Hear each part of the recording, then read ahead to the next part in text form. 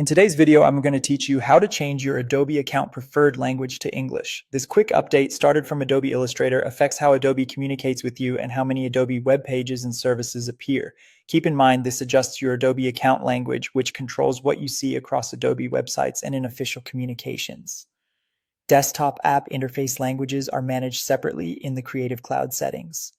But setting your account preference helps keep your overall Adobe experience consistent. Open Adobe Illustrator on your computer.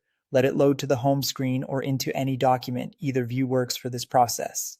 Next, look to the upper right corner for your profile icon, which might show your initials or an avatar. Hover over it to reveal the account menu, then click Manage Account.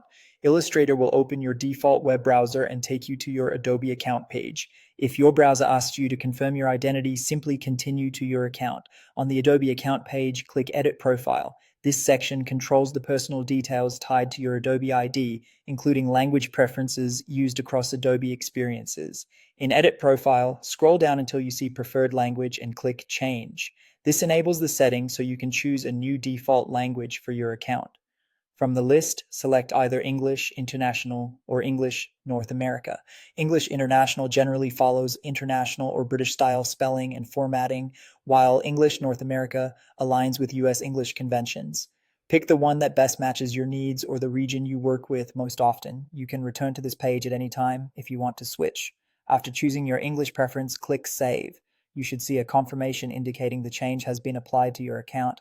The update will influence compatible Adobe web pages and communications going forward.